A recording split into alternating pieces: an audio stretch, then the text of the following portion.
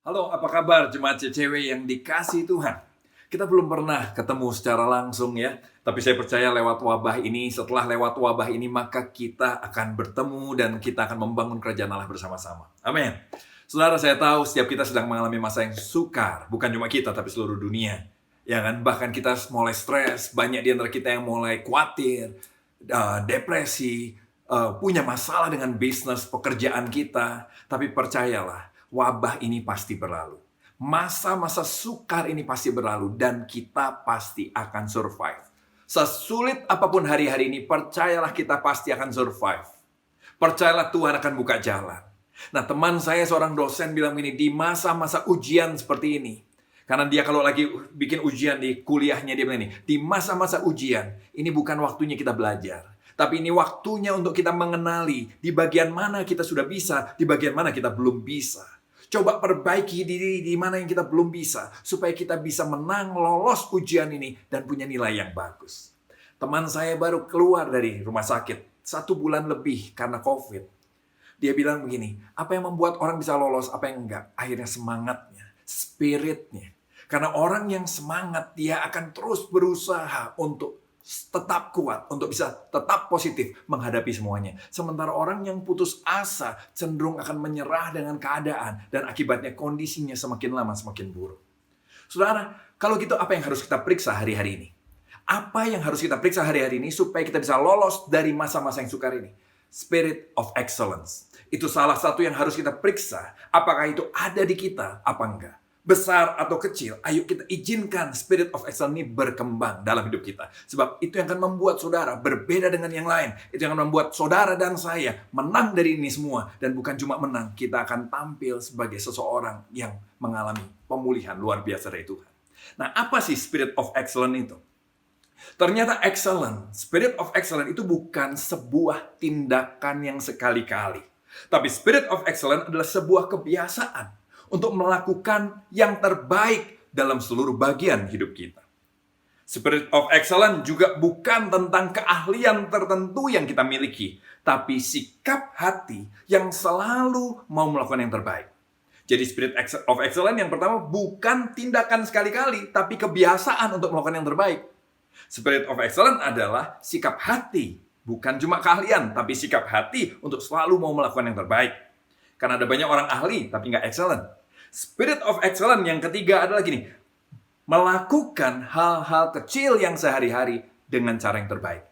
Jadi spirit of excellence bukan cuma nunggu kesempatan besar datang terus dia lakukan yang terbaik.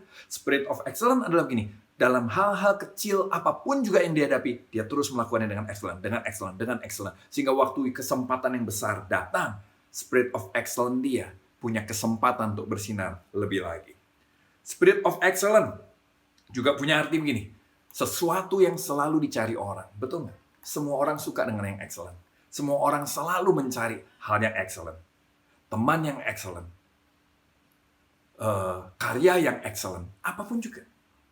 Karyawan yang excellent. Perusahaan yang excellent. Semua. Nah, excellence itu juga bukan ambisi loh. Excellent itu juga bukan hobi. Karena kalau ambisi dan hobi itu hanya akan mewarnai bagian tertentu saja dari hidup kita. Sebatas yang kita suka. Selebihnya kita nggak excellent. Ambisi dan hobi juga hanya akan mewarnai saat-saat tertentu saja dalam hidup kita. Begitu ambisi kita tercapai, kita nggak excellent lagi. Karena kita excellent hanya untuk mencapai ambisi itu. Jadi excellent itu apa sih? Spirit of excellence adalah sikap hati, sekali lagi, karakter yang selalu mau melakukan yang terbaik. Dan spirit ini akan mewarnai seluruh hidup kita. Seluruh, bukan sebagian. Setiap saat. Bukan sewaktu-waktu saja. Nah, kenapa ada banyak orang sekarang gini?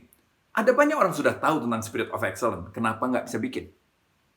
Kita dengar bagaimana banyak orang punya bakat luar biasa, tapi nggak punya spirit of excellence. Akhirnya hidupnya hancur.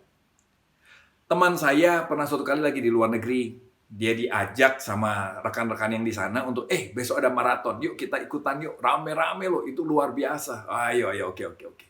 Pagi-pagi mereka datang ke sana, mereka kumpul dengan orang yang begitu banyak dan mereka rasa semangatnya, mereka ngobrol dan Terus mereka baru sadar kenapa yang lain pakai nomor, kok kita nggak punya nomor. Tanya mereka diarahkan untuk pergi ke meja pendaftaran secepatnya. Siapa tahu masih sempat untuk mendaftarkan diri, kira-kira begitu. Mereka cepat-cepat jalan ke sana, lagi mereka jalan tiba-tiba peluit berbunyi. Start dimulai, tanda start berbunyi. Dan orang-orang mulai berlari. Mereka yang mau daftar jadi bingung. Akhirnya mereka, nggak jadi daftar. Mereka ikut lari. Orang berlari. 3 kilometer kemudian mereka mulai capek. Mereka mulai ngos-ngosan dan mereka mulai gini, wah ini orang kok larinya hebat-hebat banget. Akhirnya mereka memutuskan, kita berhenti saja ya. Kita berhenti dulu. Terus mereka cari tempat makan. Mereka makan, mereka ngobrol, mereka ngopi, mereka foto-foto, dan mereka lakukan banyak hal. Sampai mungkin beberapa jam, kira-kira begitu. Mereka kesana, kesini, terus mereka jalan. Sambil jalan mereka lihat lewat sebuah tikungan, loh kok peserta-pesertanya ada di sana? Cepat-cepat mereka susul lewat jadi jalan pintas, mereka gabung lagi sama peserta-peserta itu. Dan ternyata garis finish nggak jauh dan mereka berlari bersama peserta itu dan mereka masuk garis finish. Luar biasa. Tapi ternyata ada yang membedakan di garis finish. Semua peserta yang lain waktu masuk garis finish namanya disebut. Karena ternyata mereka tercatat di kitab pendaftaran, bukan kitab kehidupan ya, kitab pendaftaran. Mereka namanya tercatat, mereka secara otomatis namanya disebut, mereka dapat aplaus, mereka dapat medali, mereka disambut. Sementara teman saya ini lari tanpa namanya disebut, namanya tidak tercantum di sana, dan tidak ada yang menyambutnya sama sekali. Di situ dia cerita, beda banget loh, pelari yang serius dengan pelari yang abal-abal. Beda sekali orang yang menjalani hidupnya dengan excellent dengan orang yang menjalani hidupnya dengan asal-asalan. Kita bisa hidup asal-asalan. Ada banyak orang hidup dengan asal-asalan. Semau gue aja. Nggak mau ikut aturan. Dan kayaknya mereka oke-oke aja. Mereka enjoying life. Ya kan? Mereka makan di sini, makan situ. Foto-foto sini, selfie-selfie di sana. Tapi endingnya akan berbeda. Nah, apa yang akan membuat spirit of excellence bisa keluar dari kita? Apa motivasi yang bisa mendorong kita mengeluarkan spirit of excellence dari hati kita? Ternyata motivasi tertinggi bukan apa yang bisa kita dapat. Bukan apa yang bisa kita dapat. Ternyata motivasi yang tertinggi juga bukan untuk membuktikan diri loh. Karena kalau dua-duanya itu jadi motivasi kita, maka dua-duanya bisa menyakitkan kita. Karena kita punya spirit bersaing yang kalau ada orang menang kita sakit hati. Karena kita ingin mendapatkan itu. Kalau nggak dapat kita patah hati, kita kecewa dengan banyak hal. Kalau kita pengen membuktikan diri, tadi kita bersaing dan kita, penuh dengan sakit dalam hidup ini. Jadi apa dong motivasi tertinggi? Motivasi tertinggi untuk spirit of excellence itu bisa keluar dari hidup kita, ternyata gini, bukan apa yang akan kita dapat, tapi apa yang sudah kita dapat. Bukan apa yang akan, tapi yang sudah. Sebab orang yang menyadari betapa dirinya itu sudah berharga, maka dia tidak akan sembarangan dengan hidupnya. Betul nggak? Kenapa sih kita sembarangan? Kenapa sih kita nggak excellent dalam hidup ini? Karena kita nggak sadar apa yang kita sudah punya. Kalau kita tahu kita sudah punya banyak hal, kita akan lebih berjaga-jaga dalam hidup ini. Dan harusnya orang-orang seperti saudara dan saya, yang kita sudah hidup di dalam Tuhan, punya Tuhan, maka kita punya alasan yang paling kuat untuk bisa punya motivasi yang tertinggi untuk hidup secara excellent. Ibrani 10 ayat 14 bilang begini. Sebab oleh satu korban saja, yaitu Yesus di atas kayu salib, Dia, Tuhan, telah menyempurnakan untuk selama-lamanya mereka, yaitu saudara dan saya, yang Ia kuduskan. Saya ulang sekali lagi. Ibrani 10 ayat 14. Sebab oleh satu korban saja, yaitu Yesus di atas kayu salib, Tuhan telah menyempurnakan untuk selama-lamanya mereka, yaitu saudara dan saya, yang Ia kuduskan. Jadi, Alkitab mau bilang nih, sadar nggak sih bahwa kita ini sudah disempurnakan untuk selama-lamanya? Saya waktu suatu hari menyadari ini karena kebaikan Tuhan saja. Dan saya lihat nih, wow, saya yang penuh kelemahan ternyata sudah diampuni. Saya yang penuh dosa ternyata sudah diampuni. Dan saya sudah disempurnakan untuk selama-lamanya. Saya di hadapan Allah sudah sempurna. Walaupun pada saat yang sama saya juga masih bisa berbuat salah. Tapi di hadapan Allah status saya adalah sudah sempurna. Untuk berapa lama? Selama-lamanya. Makanya Alkitab juga bilang ini, tidak ada lagi yang bisa memisahkan kita dari kasih Bapa. Kita sudah diadopsi jadi anaknya. Kita sudah dikuduskan, sudah dibenarkan. Semakin saya menyadari ini, semakin saya menyadari apa yang saya sudah dapat di dalam Tuhan. Semakin saya nggak mau hidup sembarangan dengan hidup ini. Semakin saya menghargai hari-hari yang saya punya. Dan saya tahu ini anugerah, ini luar biasa. Saya pengen pakai anugerah ini untuk memuliakan Tuhan. Akibatnya timbul kerinduan untuk hidup excellent di dalam hidup kita. Masih bisa salah? Masih bisa bikin dosa? Masih, saya pun masih. Tapi waktu kita berdosa, waktu kita bikin salah, kita akan hancur hati datang sama Tuhan. Bukan karena tertuduh, tapi karena gini, kita sudah melukai Tuhan yang sudah melakukan yang terbaik buat kita. Dan kita mau bilang, Tuhan, terima kasih, tidak ada yang bisa memisahkan aku dari kasih-Mu. Maafkan kesalahanku kemarin dan aku mau sekali lagi terus mencoba lagi dan untuk apa? Mempersembahkan yang terbaik buat Tuhan saja. Apa yang kita lakukan nggak menentukan status kita di hadapan Tuhan. Sebab status kita sudah sempurna di hadapan Allah. Tapi kita jadi punya kerinduan untuk hidup sebagai anak-anak Allah yang luar biasa. Spirit of excellence bukan sesuatu yang keluar karena terpaksa. Bukan sesuatu yang keluar karena harus. Spirit of excellence adalah sesuatu yang keluar karena kesadaran. Kesadaran tentang siapa diri kita. Kesadaran tentang siapa kita di dalam Tuhan. Tentang apa yang sudah Tuhan kerjakan buat kita. Nah, kalau gitu apa yang harus kita kerjakan hari-hari ini? Di tengah-tengah masa yang sukar ini, apa yang harus kita kerjakan? Apakah semua sudah terlambat? Enggak juga. Tidak. Kenapa tidak terlambat? Karena kasih karunia Tuhan tidak pernah habis atas saudara dan saya. Yang kedua begini, di masa-masa ini adalah masa-masa yang semua orang pun mengalami masalah. Jangan khawatir. Wah, coba saya menyiapkan diri. Hari-hari ini tidak ada orang yang bisa dibilang siap menghadapi wabah ini. Jadi tidak ada kata terlambat.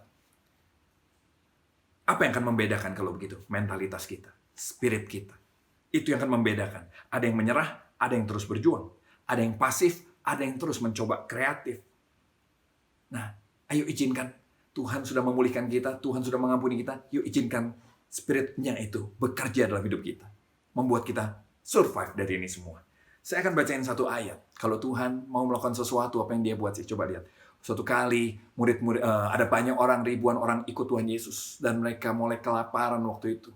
Karena tidak ada makan. Murid-murid Tuhan Yesus melihat masalah yang besar. Dan murid-murid Tuhan Yesus bilang ini, Guru, suruh mereka pulang lah. Suruh mereka pulang untuk mereka bisa beli makan. Tapi Tuhan bilang begini, kamu yang harus beri mereka makan. Mereka bingung, kami yang harus beri makan. Kami nggak ada uang, kami nggak punya kemampuan yang cukup untuk ini semua. Tapi lihat, Markus 6, ayat 38-43. Ayat 38 bilang begini, tetapi Yesus berkata kepada mereka, berapa banyak roti yang ada padamu? Cobalah periksa. Kalau Tuhan mau bekerja, maka dia akan coba menggali dulu. Dan selalu menggali dari apa yang ada pada kita. Sebab spiritnya, rohnya yang kudus, yang excellent itu, sudah dia taruhkan dalam saudara dan saya. Dia tanya begini sekali lagi, berapa banyak roti yang ada padamu? Apa yang ada pada hidupmu? Coba periksa. Seringkali jawaban dari masalah ini semua, sudah Tuhan taruh di sini loh. Tinggal yuk kita semangat yuk. Yuk izinkan spirit of excellence itu keluar. Untuk menyatakan dirinya. Berpikirlah, lakukanlah apa yang kita bisa lakukan dengan sebaik-baiknya. Ada teman saya bilang, tapi saya nggak pintar, saya malah cenderung bodoh. Don't worry. Bukan IQ yang menentukan. Tapi Tuhan pasti sudah taruh sesuatu dalam diri kita. Coba periksa. Sesudah memeriksanya mereka berkata, oh ada 5 roti dan 2 ikan. Antara mau ketawa dan antara mau marah. 5 roti 2 ikan buat ribuan orang. Mau jadi apa? Tapi lihat, Tuhan nggak pusing dengan itu. Tuhan, oh mana yang kamu punya? 5 roti 2 ikan, dia terima. Lalu dia menyuruh orang-orang itu supaya semua duduk berkelompok-kelompok. Perhatikan baik. Tuhan suruh mereka berkelompok-kelompok di atas rumput hijau, maka duduklah mereka berkelompok-kelompok. Ada yang 100, ada yang 50 orang. Hari-hari ini gali dirimu, izinkan spirit of excellence itu menunjukkan. Ada banyak potensi, walaupun seakan-akan potensi itu tidak berarti, tapi potensi itu di tangan Tuhan akan jadi berkat luar biasa. Akan memulihkan hidup saudara dan saya. Amin. Yang kedua, jangan keluar dari komunitas. Tetaplah hidup dalam komunitas, berkelompok-kelompok. Kenapa? Disinilah saudara dan saya akan bisa saling menjaga. Roh Kudus akan menggerakkan setiap kita untuk saling menguatkan, saling mengingatkan, saling mendukung, saling menolong. Dan setelah ia mengambil 5 roti dan 2 ikan, ia menengadah ke langit dan mengucap berkat. Lalu memecah-mecahkan roti itu dan memberikannya pada murid-muridnya supaya dibagi-bagikan kepada orang-orang itu. Begitu juga kedua ikan itu dibagi-bagikannya kepada semua mereka. Dan mereka semuanya makan sampai kenyang. Karena di kelompok-kelompok lebih gampang saling merhatiin ya kan. Mereka semua makan sampai kenyang. Kemudian orang mengumpulkan potongan-potongan roti 12 bakul penuh selain daripada sisa-sisa ikan. Lihat itu. Ternyata setelah itu bukan cuma mereka makan sampai kenyang. Ada sisanya. Saya percaya ini masa yang sukar. Buat saya juga sukar. Saya juga didatangi kekhawatiran. Kadang-kadang hampir dikuasai. Tapi setiap kali saya berdoa merenung, maka saya percaya di dalam kita ada roh Allah yang luar biasa. Spirit of excellence itu sudah ada dalam diri kita. Yuk izinkan dia keluar mewarnai hidup kita. Sehingga spirit kita pun bersama-sama dengan Roh Kudus bisa bersama-sama melihat kemuliaan Allah dinyatakan. Jangan khawatir. Jangan khawatir. Jangan khawatir. Kita pasti melewati ini semua. Tuhan berkati ya. Saya berdoa buat saudara. Tuhan terima kasih, kami lemah, kami bukan orang hebat, kami bukan orang pintar, kami perlu pertolongan-Mu. Tuhan, berkati kami, bantu kami, tolong kami. Buat kami bisa melihat, buat kami bisa mendengar apa yang Tuhan mau kerjakan dalam hidup kami. Kami percaya di dalam kami sudah ada sesuatu yang Tuhan taruh.